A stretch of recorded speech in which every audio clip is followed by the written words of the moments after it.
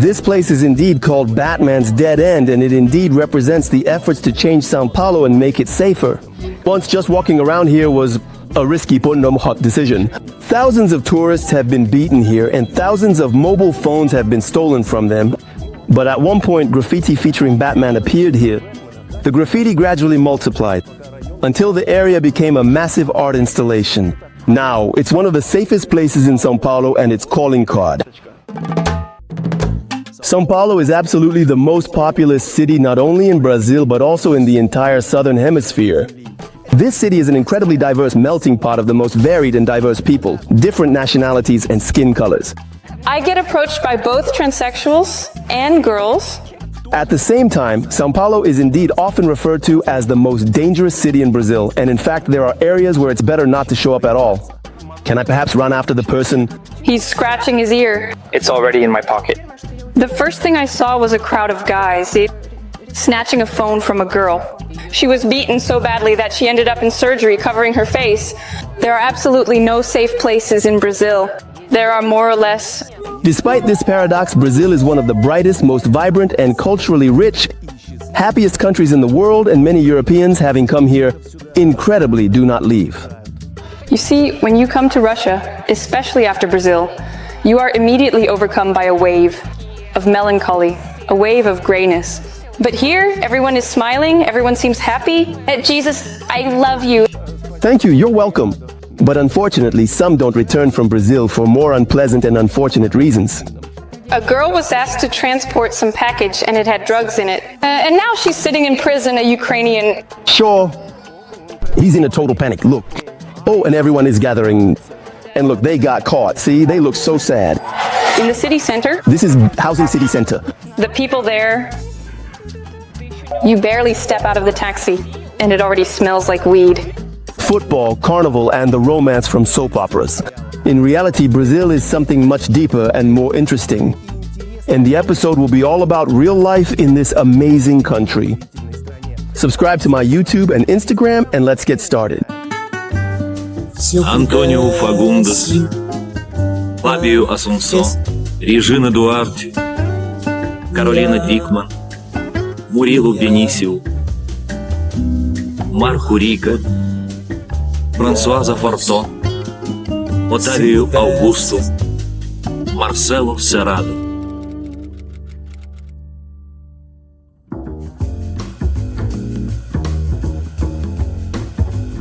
Brazil and Portugal are related countries, and there are a lot of direct flights between them. I'm flying to Sao Paulo on one of those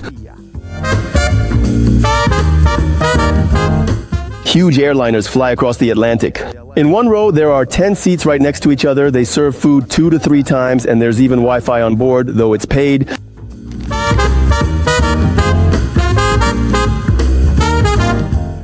Brazil is endless jungles stretching to the horizon.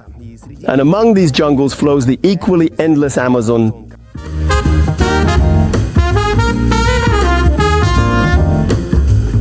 Cities and highways start to appear as we get closer to Sao Paulo.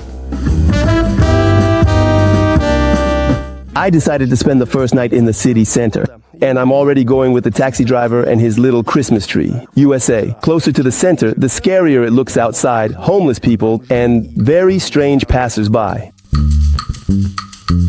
To be on the safe side, I immediately dive into the hostel where it seems safe but very modest. This is my separate double room. It's like an air conditioner. Oh, that's how the window closes. And you can open it so that everyone in the hallway can hear what's going on here.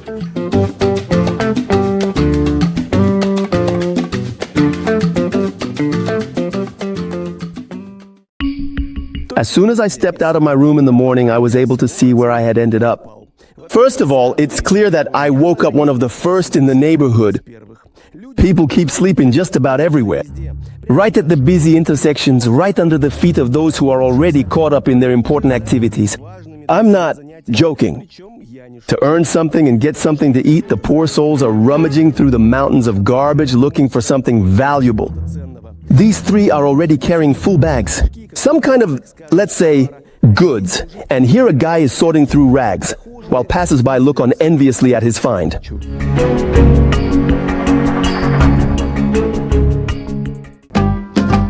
Just a reminder, I'm in the center of one of the largest cities in the world. And let's move on. Some buildings are abandoned, others are completely painted over in some masterly way. If a manhole cover is stolen, it's just covered up with something like this and forgotten. At every turn, I just stop and absolutely marvel at the truly peculiar oddities, like this incredibly fascinating woman who is dragging a suitcase on a leash like a dog in the city. Когда вышел из хостела, сразу понял, что я слишком выгляжу здесь прилично, слишком чисто одет. Но когда увидел здесь 20 полицейских машин, как-то чуть полегчало. Не знаю. Next, as nervous as it gets. But I held on to my belongings with both hands. Also, that bag looks like it's full of all sorts of valuables. Well, that's actually how it is. It's all strange and a bit scary for me. The kids here are just having fun because everything is fine for them. At the very least, they're in the city and ate today. It's not that it's scary in the center of Sao Paulo, just for me. The local police station here looks like a fortress. Across from the police station, I bought a SIM card.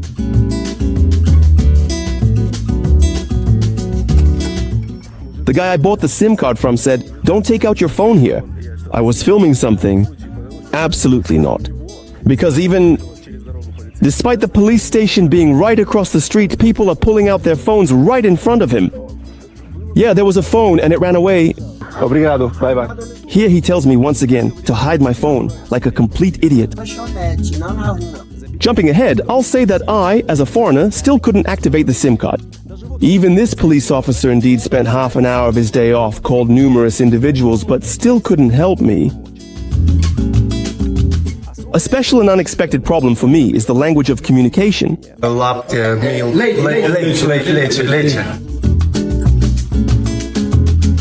Even by the numbers, I wasn't really prepared.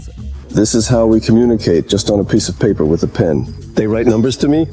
It's been a long time since I've had such a hard time communicating because everyone speaks English somehow. Everywhere. Oh, I've been in the last few years. Here, well, it's like zero.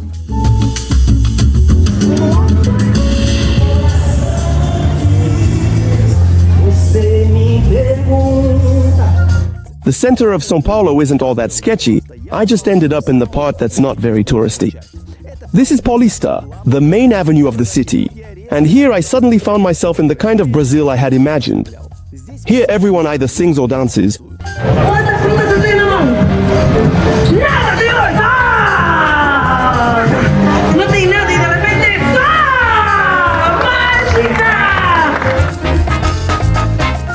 The dancers are divided into hundreds of small groups, and the bigger the group, the more powerful the speakers and its organizer.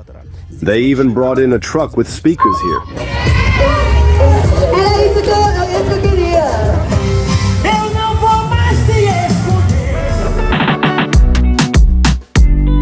What's strange is that many skyscrapers here have communication towers. The very connection that I still don't have. Among the small buildings, an old temple has survived. Brazilians, like the Portuguese, are mostly Catholics. The Christian faith doesn't stop Brazilians from loving communism and leftist movements. You can clearly see the hammer and sickle here, although someone has erased it. And on these red flags is an image of Lula, the president of Brazil and the chairman of the Socialist Party. In short, he's often just called a communist.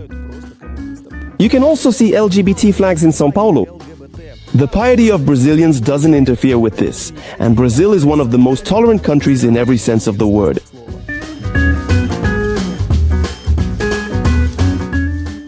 Everything happens all at once on Paulista. There's a music video shoot here, and across the street there's a very bright advertisement for pads with a whole show program. Right in the crowd, just a millimeter away from hundreds of passers-by, clients are getting massages. And of course, there are a lot of beggars and people sleeping underfoot. I keep running into them everywhere today like mushrooms in the forest after a good rain. Trade is booming everywhere, from coconuts to pumps. And this is connected to another show that I ended up at. The police are coming. They might not give them a hand at this very specific moment soon. He's in a total panic, look. And everyone is gathering. The police showed up almost immediately, literally within seconds, and all the illegal vendors scatter in a panic. This guy is running towards the police. For some reason, they're coming in. They're squeezing them from both sides. They caught these guys. Look, he's sad. Oh, look, there are stalls. Over there, apparently legal. The police just passed by just now, and the vendors are coming back. They're returning to the aroma of trade. They just waited around the corner. Tanya often walks on Paulista Avenue, and every time she meets strange people, And in general, about, I don't want to lie, maybe 4 or 5 months ago, I was walking. And there was a completely naked guy just standing there. I mean, completely naked, not even wearing socks. He's dancing, twirling around like an elephant. And he had a little plate in his hands, collecting some money. And to be honest, it seemed to me that he was probably under something I forgot. That he was naked. I don't really know how. Well, in general, this is Brazil. No one paid any attention to him, and that's the funny part. Just imagine, in Russia, you see a completely naked man during the day in a public place where kids are walking around. For sure, someone would either give him a beating or call the police or both. Here, people are just all like that. I don't know how it was. I remember when there were elections, this president, Lula, I think he's the one now, they were organizing not just pedestrian rallies, but also car protests.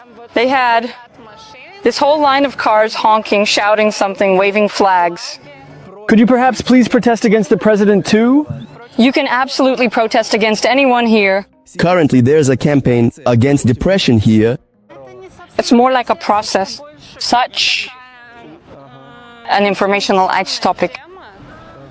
Because many people think that it's some kind of depression. You shouldn't be sad. Everything will be fine. So what kind of depression is there exactly in Brazil? I can actually say that my mental health is pretty good. It's gotten better here. I think the reason is that there's access to amazing food, healthy and cheap. The southern tropic of the earth runs right through Sao Paulo, so it rarely gets chilly and gloomy here. Indeed. The weather here is pretty stable. It's always sunny here. Sometimes it rains, but it doesn't last more than 40 minutes. There are no cold winters. It's always above freezing, so the body doesn't get stressed out. That's why everyone here is so tanned. My face is probably already red from the sun here. I usually don't spend that much time in the sun. You're indeed the whitest person I've met here. I always constantly put on sunscreen, otherwise I get all freckled. Tanya moved here a year ago. I wasn't flying alone, I was with the cats. It turned out to be incredibly easy. It took me a week to get the paperwork done. Tanya indeed worked at a Japanese company, but she quit after leaving Russia. Now, I am like a freelancer. 3D-креаторством, всякие там анимации, 3D-модели делаю. Но на жизнь здесь хватает. Здесь хватает, да, но мне кажется, в Москве не хватило бы. Because I remember how I lived in Moscow on a salary, 70,000 rubles a month. And that's not even considered the minimum wage, like the lowest salary. That's considered a pretty decent salary in Moscow. But half of it went to rent. Yeah, what half? Actually, more than half went to rent. A one-bedroom apartment, Babushkinskaya, actually. A lot of money went on food. In fact, I saved very little. How much does it cost to rent an apartment for a month here on Paulista? I think it's around 7,000 reals. But here too, they can snatch your phone or punch you in the face. Yes, you have to be very careful, especially because older people, for example, they take the phone. Do they target older people, like pensioners, more? And Zach, a Brazilian, rents an apartment not here on Paulista, but in a more modest area that's 10 times cheaper. That's where we're heading with him by train and bus.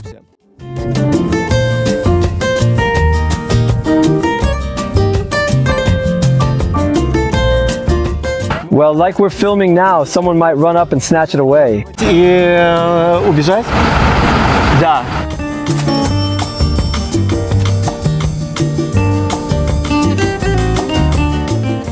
This is an average neighborhood in Sao Paulo, and we immediately find ourselves in the heart of the trade. Things are hung up right along the sidewalks, and the eggs are being sold the loudest.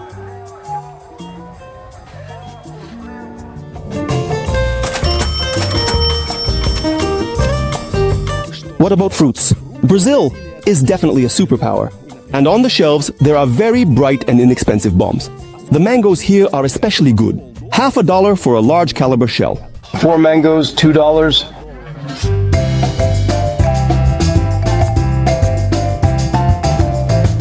It's cool that the fruits are already portioned out on a little plate.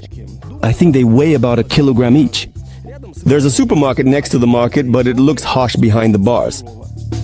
Un pastel de frango con catupiry. Ага. Она поняла. Я чувствую, что я не так сказал, но она поняла. Это работало, да. Не знаешь португальский, останешься голодным. Это я понял уже в первый день. Obrigado. Ну-ка, деляшка. Ну а под ногами вы сами знаете что. Вот так люди нормально, что спят у вас по улицам просто? Да, да. This is indeed the street where Isaac lives. A web of wires, children mostly sitting on the asphalt, steep slopes, and old cars that are sometimes really cool and interesting. Это в машине?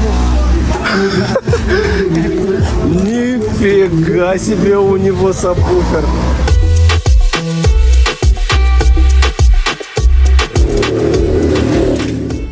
But is your area considered average, rich, or poor in terms of economic status?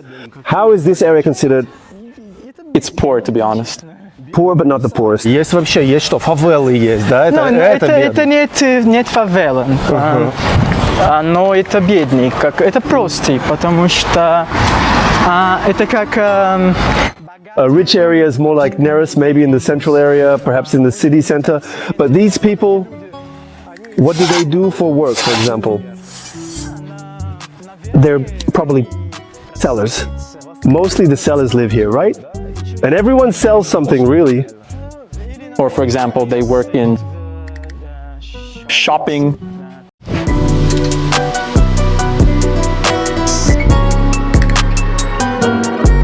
And Isaac lives alone? His parents might move in with him, but for now they're not here and he rarely cleans up. But he cooks a lot. He has both an oven and a microwave here. I started living here almost a month ago, and I'm the first one to come visit here. Yeah. But you need to have guests more often so that you clean up more often. Where do you sleep? I sleep. Oh, you have so many rooms? You can retake one, right? Can you rent out a room here? In every Brazilian home, you can see a gas cylinder, like... I think almost everyone in Brazil, they do it like that. It's very interesting how the houses are arranged.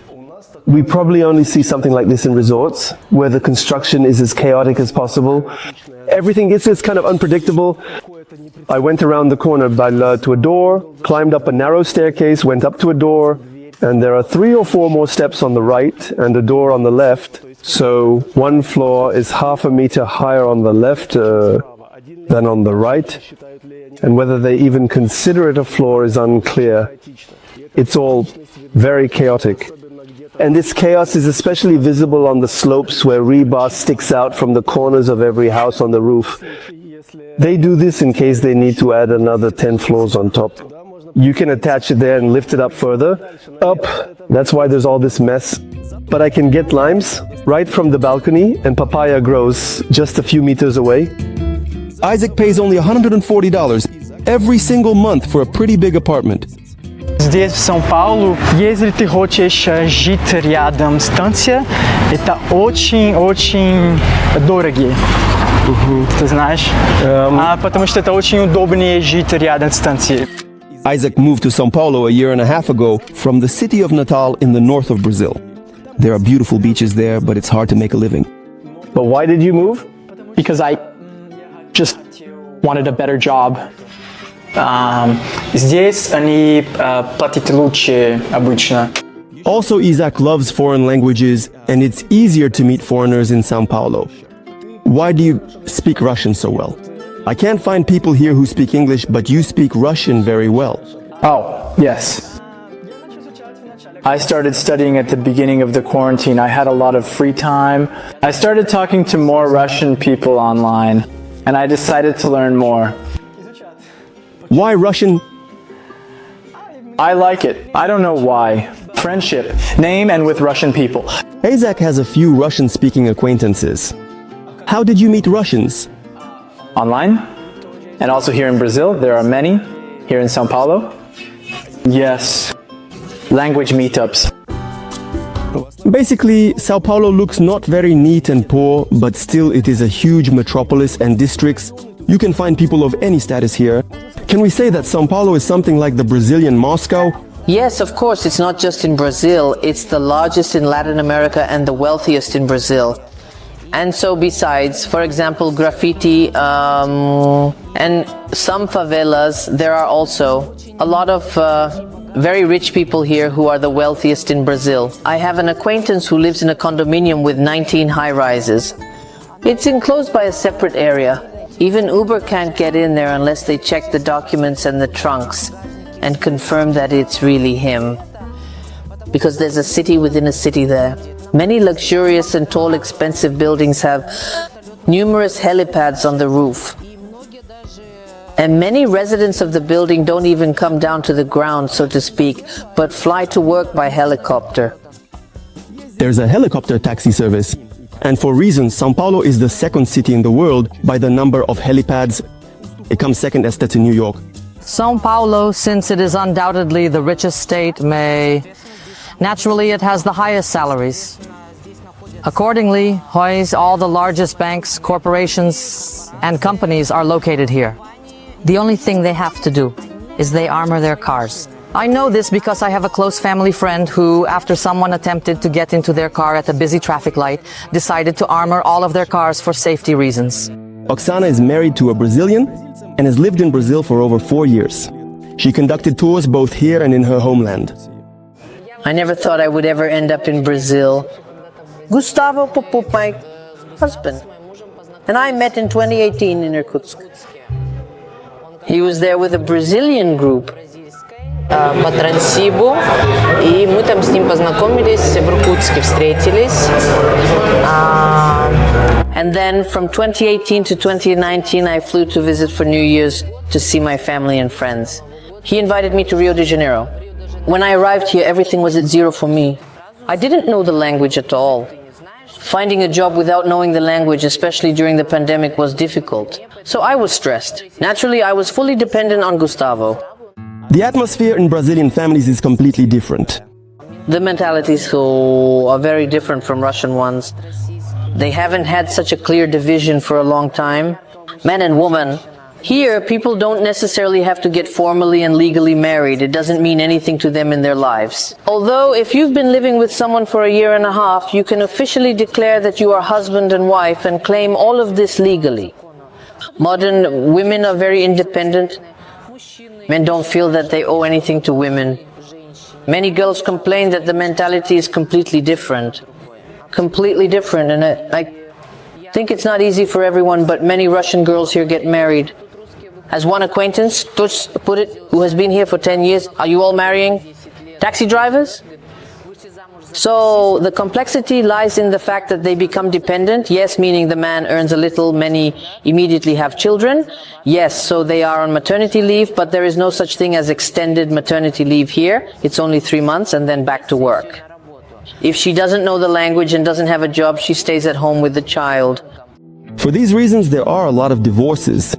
Here, no one hides from paying child support. If it's found out that you refuse to pay child support and don't communicate with your child, even your friends won't talk to you. They really love children. Due to the ban on abortions and the inability to support children, many men undergo sterilization themselves. But I know my husband's friend, a girl got pregnant by him, and he even went to a psychotherapist, drank. He didn't want it so much. That's how he was worried. He was taking some antidepressants. But he soon had the sterilization operation. Isaac is almost 30, but he's not in a hurry to start a family. You don't have a girlfriend right now, at this moment, do you? No, I've had a few relationships, but I've never married. But perhaps, do you plan to get married? Yes, I want to. You want to? No Brazilian women? Да, наверное. Once I tried a relationship with a Russian girl, but it didn't work out. They sent a message on WhatsApp late at night. They were a bit drunk, feeling quite emotional, and said a lot of things that were unexpected and surprising. In the end, you definitely really stand out here. From the general crowd of Brazilians. Do Brazilians hit on you? I'll say even more, since it's a very LGBT-friendly country. Transsexuals hit on me too. И девушки. Все, короче. Да. А почему они думают, что ты тоже из ихних или как? Тут как бы нету... Как вот... In Russia, there are certainly certain boundaries that you shouldn't cross. If in Russia there's an individual you know, such as a close friend or a family member who hugs you regularly, then you need to serve here. Here, someone sees you for the first time, they just... Well, did they hug you just like that on the street? Yes. And I absolutely don't like it. Honestly, I really don't like it. That's another reason why don't I leave the house? I even sometimes warn, if I come to a new company, the person who brings me to this company, I warn, please go us in the hallway, that no one should touch me physically. I don't care. Doesn't help, right? Okay, so over the year, have you had relationships with Brazilians, or do you only have Japanese people around you? I haven't had relationships with Brazilians, and somehow, I don't know, we just don't click. I downloaded Tinder. Well, how to explain? They stay young for a very long time. If you set the threshold at 38 plus in Russia, then there, already, it's with work, well, they're quite independent. But here, in essence, in fact, generally, I'm still undecided. I'm searching for myself. And then 43. Wow. And somehow, yes, on one hand it annoys me, but on the other hand you see that these people are more Морально спокойно. They will demoralize you less, they will be less aggressive, abusive, and so on. But if I were around 20, maybe it would be fine. But now I already want some kind of financial stability. On dating sites, Tanya usually filters out older men.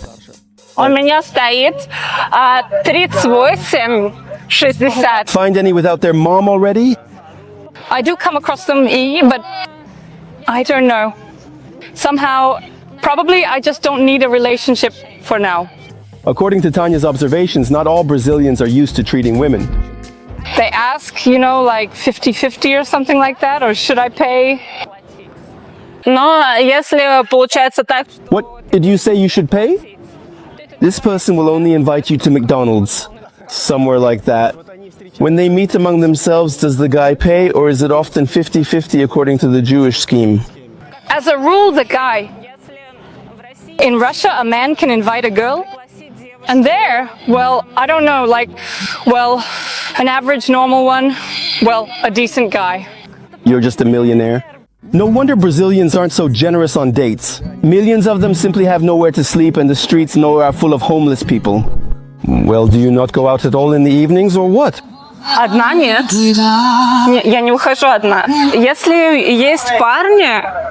It's still okay, you know, in the city center. That's housing in the city center. The worst thing is to see when in those tents, the most heartbreaking and helpless moments. Little children? Вот прям маленькие еще, ну, с сосочками. Или какие-нибудь там домашние питомцы. Домашние, но без дома. Не совсем домашние получается. Many live on the street with their entire families, including small children. These homeless parents, they're really bold. They're allowed into stores. Usually, homeless people aren't allowed into stores, not big ones. Homeless people aren't allowed in stores, but somehow their children, in a way that seems to be unnoticed by others, manage to sneak in. A little girl comes up to me, grabs my hand, and says something to me in Portuguese. I always have one responsible answer, but she keeps walking around and tugging at me. Eventually, at the checkout, I noticed that this girl had somehow tossed a bunch of stuff into my cart. All sorts of various different kinds of things, and she specifically asked me to buy a lot of them for her and personally give them to her right there at the checkout counter. There's a ban on abortion here.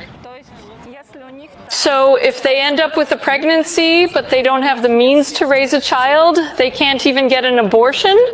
So are these people homeless? There are a lot of them, probably. Well, for sure. They just have nowhere to sleep, and they probably because during the pandemic a lot of people played at home, and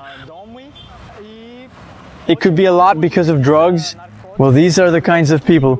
Here he is sleeping on the street. He might be able to find some kind of job. Может быть, особенно если они использовали наркотики. It's hard because when you start a new project or task to work, they will see if you've been to the police, for example. Hello. Hello. So they walk around asking on the buses? Some people can't read or write. Someone has the kind of education that allows them to live in Europe or America. The main problem in Brazil, it's unemployment. Well, that's why they steal. They steal and as they're mean, well, how to put it? It's not even that they're mean.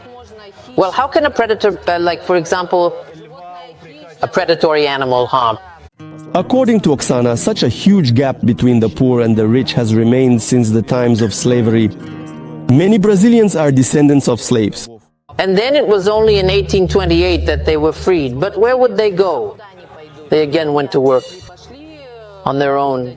Everything continued.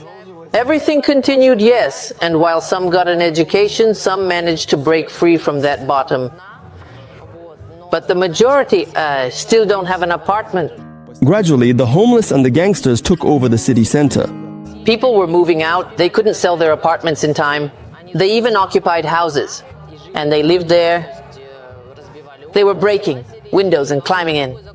And they have such a law that in Brazil it's a democracy, so you can't just throw anyone in jail. If in the first part of the month or even less, the owner contacts you and says that his apartment has been occupied, then they can be evicted if someone occupied it by force. But if a month has already passed, then you have to prove in court that the person is there unlawfully. Now it's hard to call the city center prestigious. People were moving out from there, the residents, and they couldn't sell their places in time. Well, since it wasn't prestigious anymore, it was already hard to sell. And so it happened that the homeless, to put it bluntly, occupied an entire building. Then they were evicted, and they even organized their own unions, putting up posters saying, "You can't evict us from here." Well, I mean, that's the kind of process it is. But they were ousted. Yeah, no, there are some who were evicted, and some are still living as homeless. Well, I mean, it's a whole process. But it's even more dangerous than in the center, in the favelas. These are slums where the laws don't work and it's very dangerous. I released a separate video about the favelas on my channel. Check it out if you haven't seen it yet. So the laws don't really work there, right? Well, it's even scary to just go there. A police officer won't go there. But at one time, my mother-in-law, she worked in a community organization. They were somehow in the favela, she told me. And there was a situation where they were surrounded by people with automatic weapons, and basically, they wanted to shoot them, asking who they were. And somehow she explained to them that they were from a community organization, that they didn't want to do anything bad to them, and they let them go. As a tour guide, Oksana faces significant challenges when she takes tourists around downtown Sao Paulo. The main cathedral in the city center, naturally all the historical buildings are stunning. So it's all just, well, you can't not show it. The center for tourists, this is the very heart, right? But the area is such that they feed the poor there. Some people come. Entrepreneurs, there's a line forming right there and there's a crowd. Maybe it's also because, like, the tourists are there, it's easier to rob. You can walk not understanding anything and it seems fine. And then, at some point, somebody might show up, or a teenager could snatch your phone, or some cyclist. So this kind of aggression during the day, well, it's more like the aggression of snatching. But to approach with a gun or a knife, that can happen, but not there, more like in the evening in some deserted place. Teenagers in Brazil are particularly dangerous. A Russian girl, a friend of mine, just a few months ago, suddenly decided that she could walk home from somewhere in the center. It seemed like a street that was somewhat safe.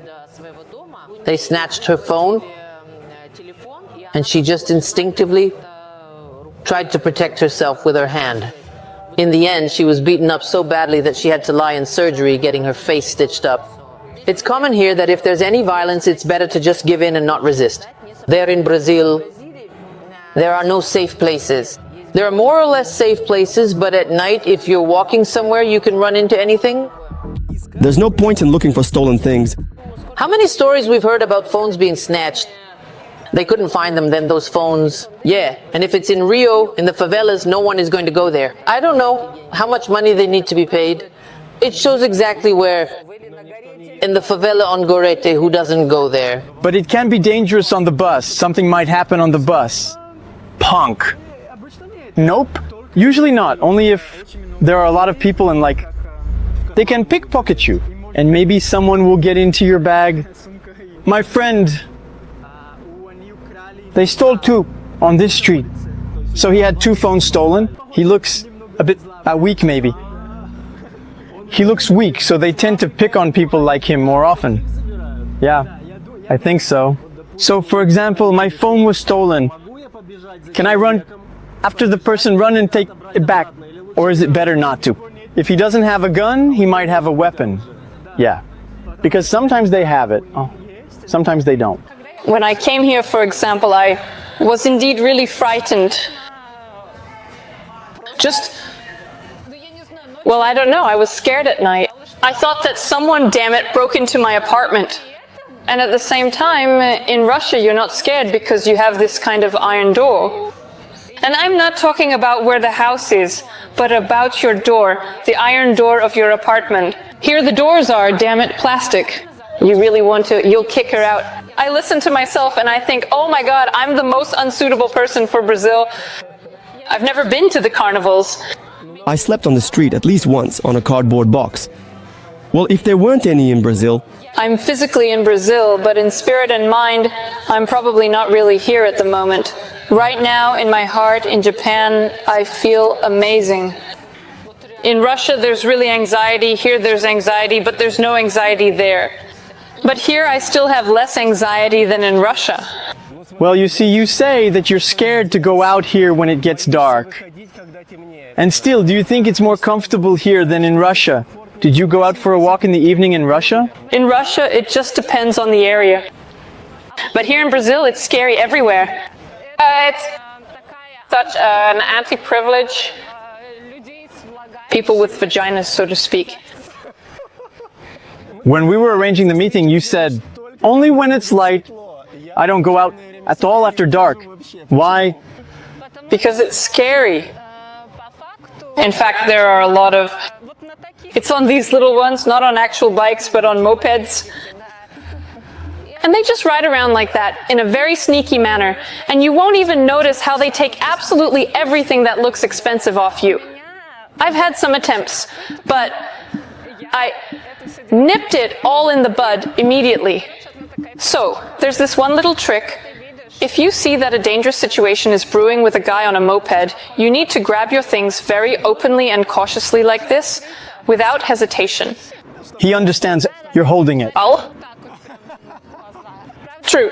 There were a couple of times. Minor misunderstandings that they thought I was flirting. So they started honking at me like, oh, cutie, cutie, miss.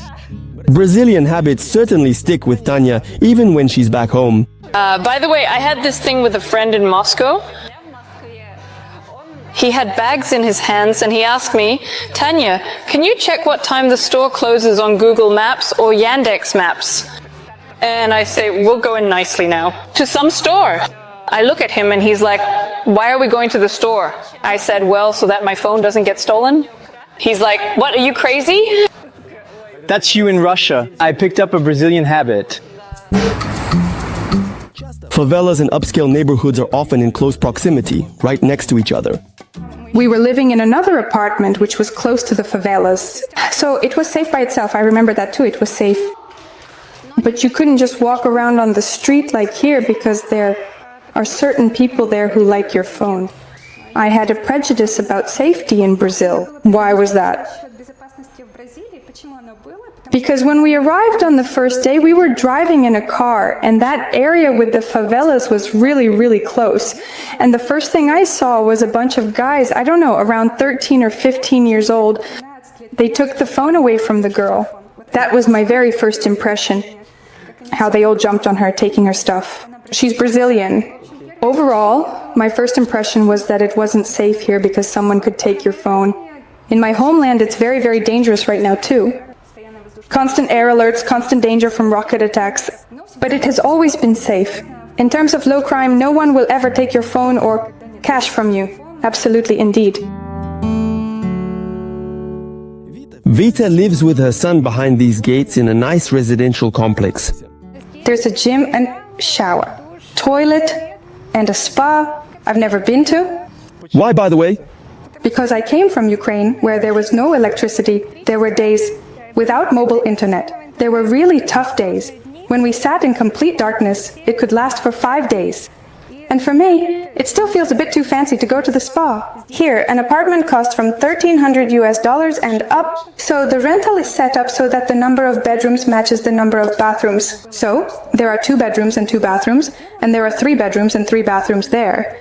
We often have a 3-room apartment there with just 1 bathroom and 1 toilet. It's not like that here. There's the utility bills, things like you saw, security. Вот эта вся инфраструктура, она тоже дополнительно стоит определенных денег, да. Vita, originally from Ukraine, moved to Brazil during the war. I worked at the Singeta market, well, a Russian-speaking market, but I lost the desire to work there. And I started looking at other developing markets, and I looked at the markets in Indonesia, India, and also Brazil. I really liked Brazil because it's in Latin America. It's a leading developing country with 200 million Portuguese-speaking people. I started planning the move in advance. Last spring, I even bought it from Ukraine. Mubarak bought a SIM card in Brazil. I made myself a Brazilian WhatsApp, and then I communicated with bloggers trying to reach out to them through a translator or something like that. Yeah, through a translator. I don't know about Tugalsky, I still don't know him. There was already a blackout in Ukraine, and I only work remotely. And accordingly, if there's no light, electricity, or internet, I have no income. I'm a single mom. I provide for my child and raise him on my own. So that's important to me. I flew to Brazil. But why not Europe? Well, there are a lot of Ukrainians. I travel around Europe. Many Ukrainians are there. Somewhere they would give you benefits, but here there's nothing. I have a certain income, and Europe can be a bit pricey for me sometimes. You're alone. Europe's costly. Well, I live on my own, actually. If we're talking about in a number of countries with a good standard of living, a high standard of living, it can be quite expensive. Plus, I have a child, and it's a private kindergarten. It's rare to find free kindergartens, and in Europe it's also cold. I didn't want to overestimate my abilities, because Brazil is also very diverse. Sao Paulo is an expensive city. This area is considered expensive. That's why schools here are expensive. But there are cheaper cities and cheaper neighborhoods. Even in Sao Paulo, cheap areas. But they are not safe. So I thought my money would be enough for me here. The climate is nice, it's cool, and our childhood Brazilian soap opera. Initially, Vita considered Canada. I'm really happy that I didn't go to Canada, because in Canada you need 2 adults who work and 1 child to go. 1 adult and 1 child, especially if they're of different genders, that's a 2-bedroom apartment. That would be a bit challenging. In Brazil, I think you can quickly start and grow, including in business. Everything you need for that is here. If you figured out the mentality, if you've found local Brazilian partners who support you, some kind of community, in Canada, they expect you to come and work as an employee for your whole life.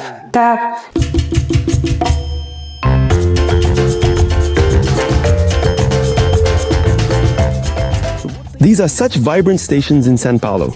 In the crowd, there are tons of beautiful Brazilian women, and every second one has a tattooed body.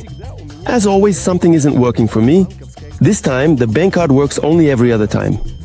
I'm just going for free because something isn't working with their cards. There is nothing unusual in the subway except strange people. Next to me, someone is constantly yelling or squeaking.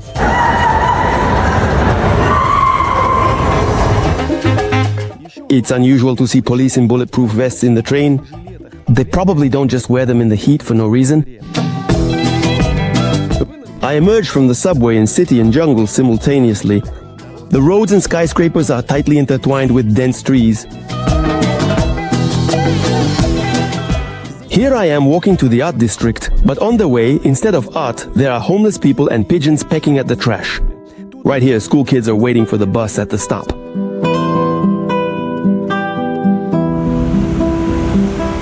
Everything around changes quite abruptly and the walls become more cheerful. At one moment, the empty surfaces completely run out and even the cobblestones underfoot get painted. Beautiful women line up just to take photos with these masterpieces. The flight of imagination of local artists takes us into space with Brazilian astronauts and alien creatures. Of course, here we have football players, naked women, and hallucinogenic adventures. But besides them, there was this blue lady who reminds me of someone. A very dark, dangerous alley. People were even afraid to come here because drug addicts gathered here. And different kinds of people, strange ones. And at some point, a Batman graffiti appeared here when the hip-hop movement started to develop. This is where Batman appeared, in the famous city of Gotham. Here, I think, is Batman. Sao Paulo is one of the world capitals of graffiti. And the coolest artists, like Cobra, are from here. There's even a union for graffiti artists here. As for this once dangerous area, at some point, students started to settle here. When the youth started to come, bars began to be built. At first, they were expensive because these students weren't wealthy. And then students started to be drawn here, musicians and artists began to arrive. And this area attracted creative young people.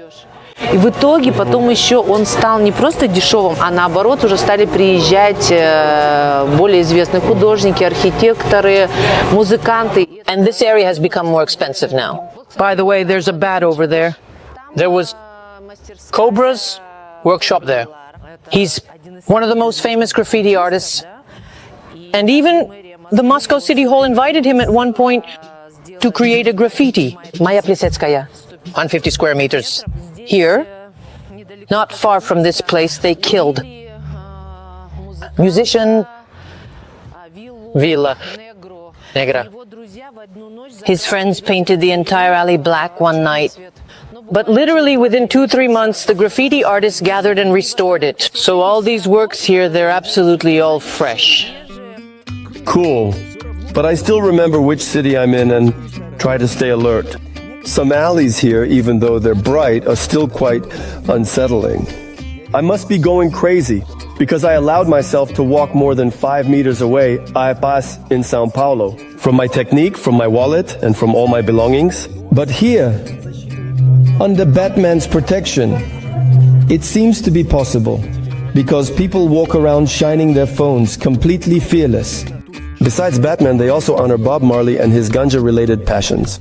Here's a guy in his outfit, openly selling smoking devices. And here, it looks like he's cutting some grass for himself. Even the socks are in the reggae theme. Nearby, a little boy is making souvenirs by hand with his mom.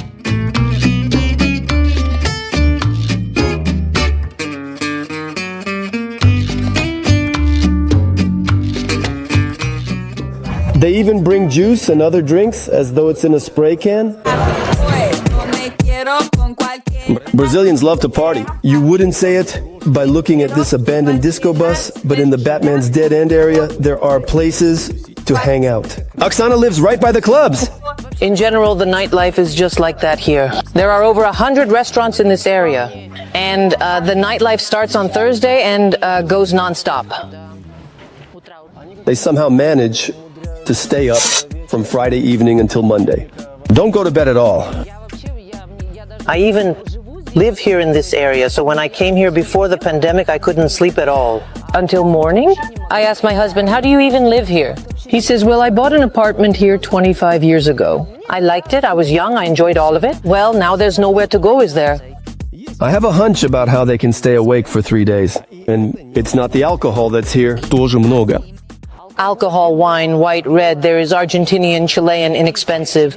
That is, well, it's not like when they drink there and all their eyes are glassy. Yeah. Here, everything is more natural. It's really hard to sleep here. You have to drink a lot to sleep well with good wine. Because when I saw how much alcohol my husband has at home, I honestly thought my husband was an alcoholic. Yeah, right. We're not used to having so much alcohol at home. No, but I'm from Moldova, and I can tell you it's very easy. You have Cabernets, they're good. But besides alcohol, Brazil also faces a serious problem with other drugs. Major supply channels run through the country, and any drugs here are dirt cheap. In your opinion, do people often come out on the streets under the influence of something? I was walking this morning, and it seemed to me that at least every other person... Often, but it's kind of forbidden here. It's definitely against the law to use it like that. People often used to do it right in front of Tanya. We weren't inside, yet people waiting, at the door. People there. Like everyone is spilling it, everyone is scooping it up. Yeah.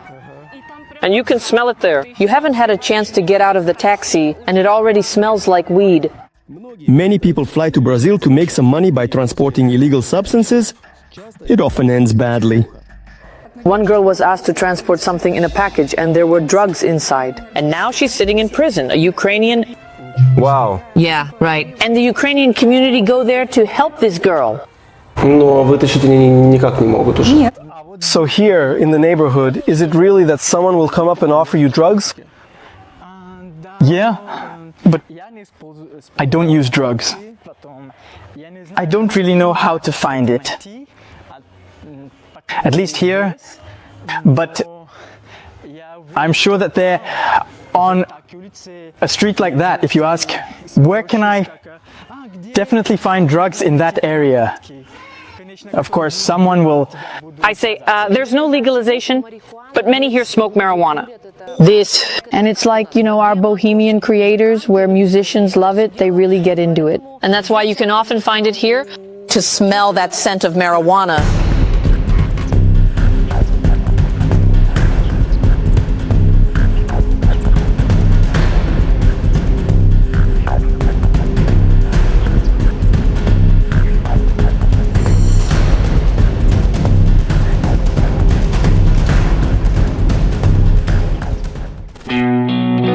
According to Isaac, when hiring someone, they first carefully examine for addiction.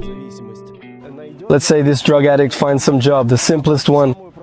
How much will his salary be? About 1,000 and a little. Ну, может быть, как 2000, это зависит от... 2000 это уже хорошая зарплата? Средний.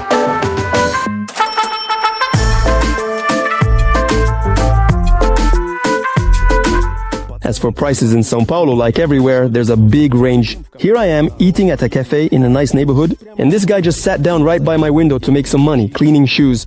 In a sketchy area next to the hostel, a burger cost 3 times less, but it was made from this really old meat.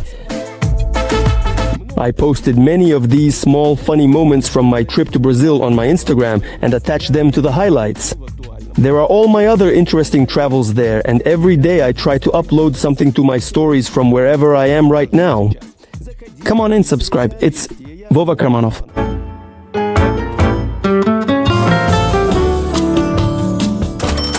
Let's take a look at the prices in the market. If you convert from Brazilian reais, oil costs $1.50, beer is less than $1 for a can, pasta is 80 cents, donuts are $1 and half $1. Bread costs, juices are $2 to $3 a pack, and a pack of milk is $1. Фруктов много, но я прям копеечных не нашел. За этим надо на рынок. And the first time I went to the market, I asked for iceberg lettuce, 2 heads, for 2 reais. That's about 20 rubles. And I thought that's probably the price for 100 grams. And I'm trying to say, so how much in total? And they tell me, 1 real, 1 head. But the most important Brazilian product, as we remember, is coffee. The coffee here is awesome, and I was actually in the know for a long time. because I absolutely love coffee, and when I lived in Moscow, I always bought myself delicious coffee every single day. Brazilian, it's the tastiest, much cheaper than in Russia. And the coffee is incredibly delicious. I absolutely love it. But the prices of coffee have gone up. It has gone up by approximately about 30%. They say it's because of the poor harvest. But Tanya found things that are much cheaper in Brazil. So the shoes are like 100 reais, well, $20. And it says leather. $20 for real leather. Did you buy something for yourself here too? Yeah, I bought something for myself here. Sandals, and that's all without discounts, by the way. There are discounts here you can find even cheaper. So everything that's made here by hand. Cheap. Yeah. You can afford to go to a cafe here almost every day because it's cheap. What they consider here? An expensive place. There are a lot of really cool places. Amazing meat. It's cheap, but it's insanely delicious. I was just a vegetarian 8 years. And when I stopped being a vegetarian, for some reason, I just got hooked on red meat. I tried it here. Now I can't eat any meat except Brazilian and Argentine because it's amazing. It's insanely delicious. Vita faced extremely high prices for services and medicine. Well, for example, a garden like that, so you wouldn't be scared to go in, costs about $600.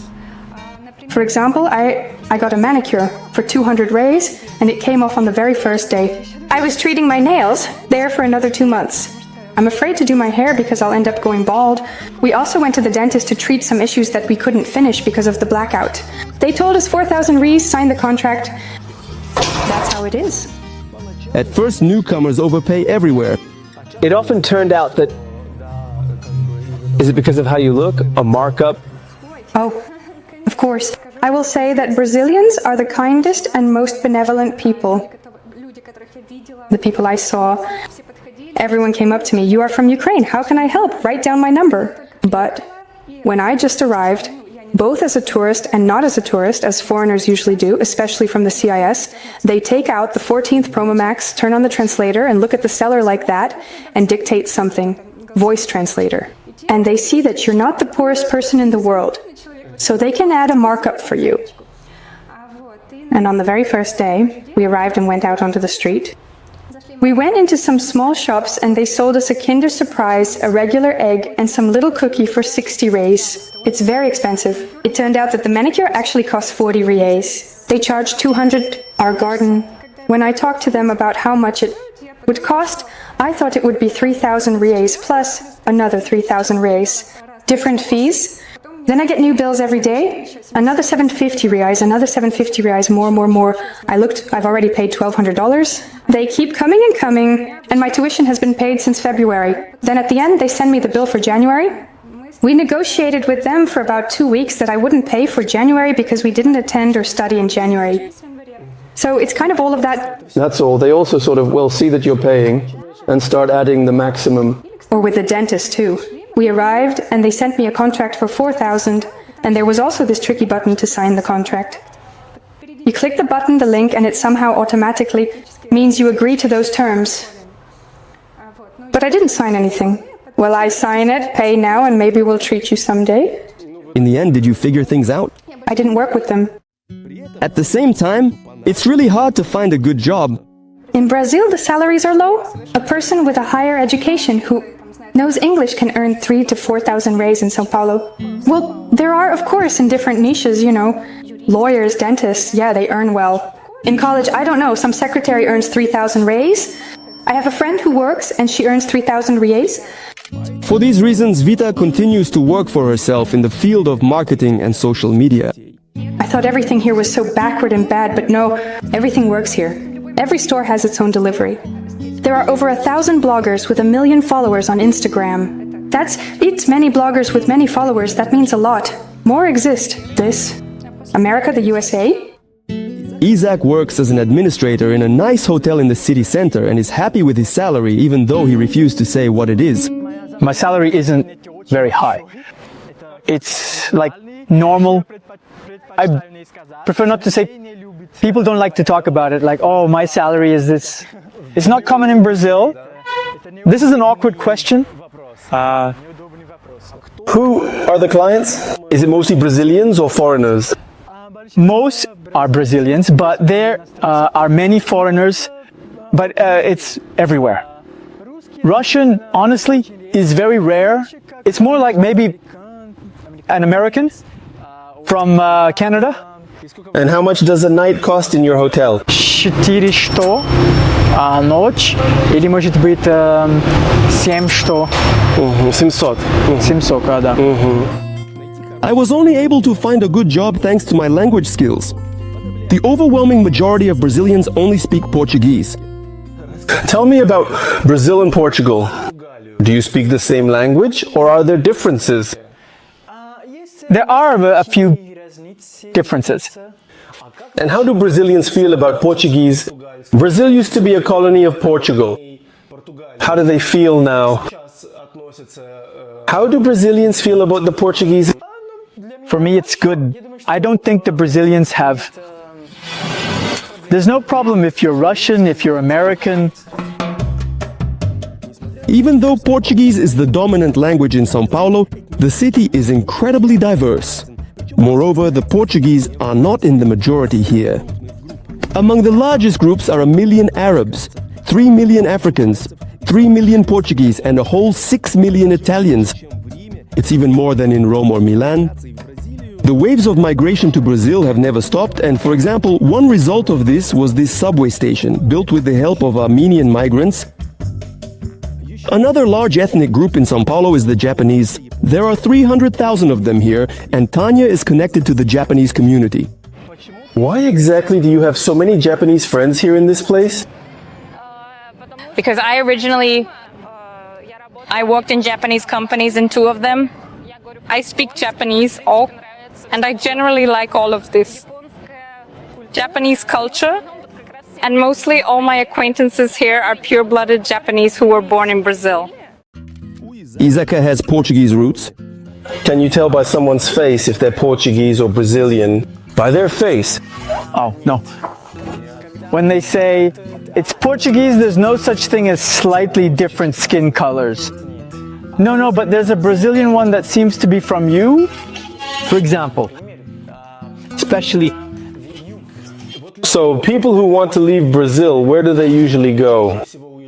Америка, в США, но я был, может быть, в Португалию, потому что я очень хочу жить в Европе. В Европе это очень полегче посетить другое место, как Италию, ближе, Францию, например, я думаю. Потом это было бы очень проще путешествовать. And what do you all say about the war in Ukraine right now? To be really honest, I don't know. Enough to say that indeed Russia is right.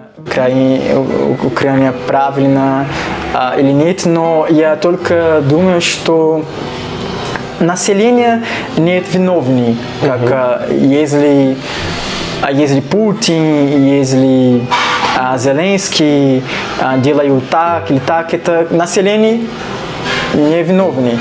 I would like to visit Russia or Ukraine, yes, of course. But not right now. I even want more of Russia. But I know maybe it's cheap in Ukraine. And that's because at least people say that Ukraine is cheap. В отеле, например. А с русскоязычными ты общаешься здесь? Русских найти можно, но мне не очень хочется. Ну, типа, я уехала из России, где одни русские, в Бразилию, чтобы искать русских. По России тоска была? Была по друзьям, по родным. I go when Easter happens. I just make myself borscht here. I make myself some pancakes with sour cream. And I've been home sometimes. Yeah, and that's it. This is how it is for me. I was on vacation in Russia. You know, when you arrive in Russia, especially after Brazil, you immediately get hit by a wave of sadness, a wave of grayness. You can see that people are all very tired, with a hint of anger. But here, everyone is smiling, everyone is happy. Sometimes Tanya goes to Russia. My grandmother is already 93 years old. As long as there are chances to see my family sometimes, I take advantage of them. I came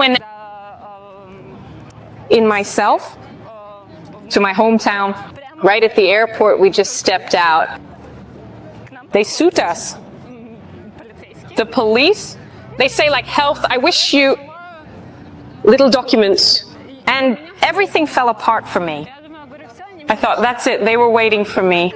And it turned out basically my mom lit a cigarette, but you can't smoke there. They just pulled her over for the cigarette. And at that moment, I just stand up and think, that's it. Well, you got pulled over and left for Bry Mile. Nevertheless, after the question about the downsides of Brazil, Tanya just can't stop. This is probably the first place in the world, as far as I can remember, where I can't withdraw any money or exchange it. In general, there's some problem with the ATM not working.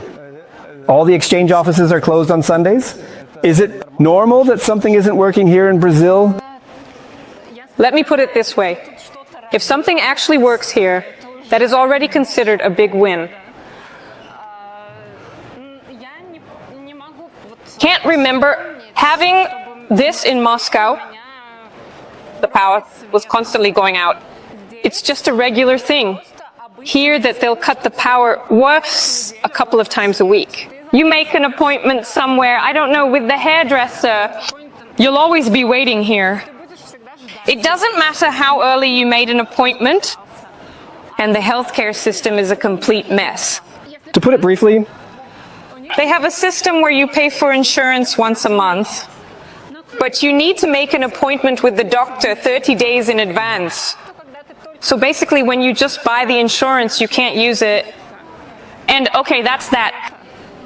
They keep getting rescheduled. They have a large network of clinics. And these clinics are located in high-rise buildings in shopping centers. No one explains to you how to find them. They give you the street and house number, find it yourself. I came in then and they didn't accept me. Why? We only accept Portuguese-speaking people. I said, I just need to see the paper. No, sorry. I sat there for 2 hours. The insurance company called me back and said, go home, the appointment is canceled. In Russia, they would immediately raise a fuss like, what the hell are you thinking? And here, no one even reacts. Well, is it the same for your Brazilians, or is it just... For them, you know, like a cancellation, a reschedule, or something else, in their perspective, it's not considered a big deal. Yeah, here, basically, even the clients don't react to it. Especially...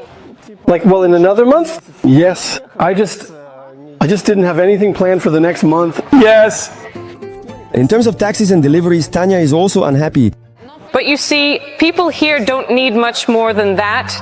In general, we have some quite high demands for food delivery, taxis, and all these beauty things, like nails, eyelashes, and so on. They don't have that here, and other beauty services. We believe that you can't catch fish without effort. Fish from the pond. There, I'm eating something. А здесь больше именно про то, чтобы жить. И не париться. И не париться, да. Вот это вот реально акуна матата. I spent half of my time in Sao Paulo dealing with connectivity issues, and I still haven't resolved it. I'm definitely sticking with roaming, which will cost me less than the only option I found for local service. But according to Oksana, it's really hard to be angry at Brazilians because they are genetically kind-hearted. For them, it's a kind of politeness in their blood. Everything is for a smile. Everything is tranquil. This is their favorite word, focus. They are very polite, and rudeness is completely unacceptable. So if in Russia you can say no, here you can't say that. It's better for them to say yes and not do it than to say... Yes, but there's a catch. Yeah, or to say yes, and at the last moment, for example, when we were invited to... It's a housewarming party for my husband's friend on such and such date. I knew that we would be leaving for Rio before that. And I said, no, Andre, we won't be able to He says, you can't do that with Oksana, not here. You have to say, yes, thank you, we'll come. And then at the last moment, not showing up. Well, in our view, it's just worse. По-нашему То это есть ты как бы хуже, кидаешь в последний конечно. момент. But can't they do it differently? Yes, say yes, yes, yes. It's better not to show up than to refuse him. Посмотри, вот здесь воду светят к нашему дому. To your house? You live there, right? Да. Ну-ка попробуй. Это да. Все, давай вперед, сынок. Это сын Виты Лев. Он ходит в бразильскую школу уже несколько месяцев. Lev, do you prefer living in Ukraine or Brazil? Жить в Украине. Do you like it in Ukraine? Why? Потому что я люблю бабушку и дедушку. Who are you friends with here? What are their names? Теодоро. Теодоро? Да. Is this a Brazilian boy? And how do you communicate with him in Brazilian? Да, португальском. Yes, indeed. The boy actually started speaking in the language I called Brazilian within the first few months. Знакомиться, это Алла. Малый ходит здесь в садик. Yes, they go, it's called school here. He's 4 years old and he goes to a group for 4-year-olds. They teach in Portuguese, they study English there, different kinds of modeling, clay, dancing. They even have a small soccer field. It's very tiny, but they have it. What do you need? You need to buy a uniform. And how much does all this cost? It costs $600 a month for part-time. It's 5-6 hours. And it costs 4,000 reais. Oh, with some change for full-time. I'm enrolling him part-time. Listen, you know, $600 for part-time, that's normal for Brazil, right? For Brazil, that's a bit pricey, but for this area, it's not expensive. Because I asked the neighbors where their kids go to school, and they already start school there, well, kindergartens, thousands of dollars. If the teaching is primarily in English, it can be $1,200 a month or more. That's just the monthly payment, and somewhere, well, maybe 10% of Brazilians can afford it. Education in schools? Well, in those private ones. And do they go to their own battles or who for sure? And there are free kindergartens? Here, opinions are divided, yes, because the Ukrainians I've met and talked to personally here say, no, we don't send them, it's bad. Free healthcare, it's bad. Free education, it's very bad. And there are some people in other groups. In Telegram, there's a group about Sao Paulo. They say, no, everything's fine, we send our kids and everything's alive. There was one kindergarten, there was one school for 2,000 reais. She looked really sketchy. I worked as a journalist in my youth, and I was in juvie. I used to be, that's right, a juvenile detention center. When I was looking at the judges, I checked out everything that was within walking distance in that area, because of course I don't have a car and there can be issues with taxis here. What problems? When the police see that you're a foreigner, your name is displayed in Cyrillic, and they smile like that. They're really happy. This is Uber. This is, well, any taxis like that. A network. And there was a place that I had already visited several times. It took 8-10 minutes to get there. And it often happened, not often, but a few times that it took me 8 minutes to get there. But on the way back, it took a long time to pick up the child from daycare, and he drove me for 40 minutes, just through such slums. He was inflating the price. Getting documents in Brazil isn't difficult. The country is open to migrants. One of the simple ways to stay is through education. In Brazil, it's one of the countries where it's easy to move to. I don't want to live in Brazil for my whole life, and I've never wanted to. It's just a full layer to get here. In fact, to get a resident card, I paid up to 50,000 rubles. За занятия в языковой школе. That's what I needed. The only thing to bring from Russia right away is a certificate of no criminal record. I'm just having a blast here. The rest, like the birth certificate, diplomas, all that stuff, it was there. And the receipt and the letter from the school where you plan to study.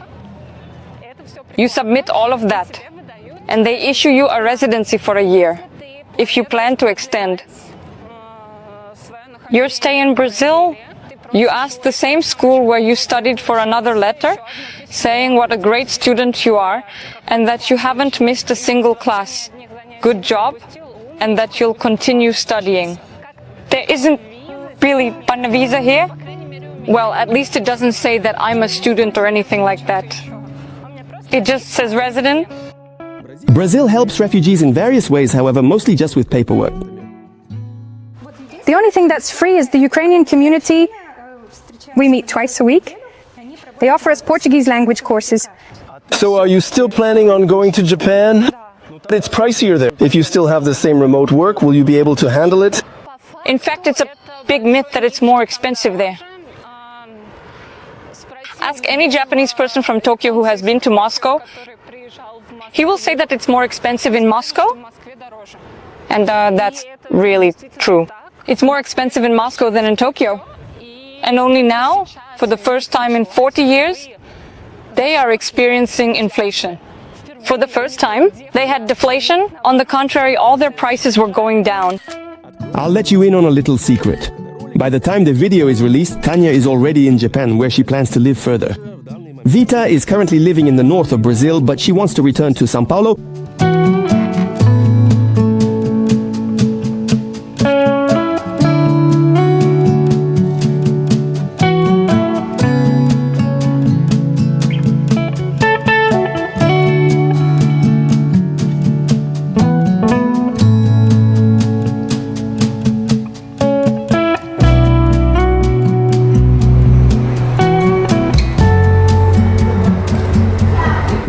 Despite the dangers of Sao Paulo, I'm leaving here with all my limbs, my sanity, and my phone intact.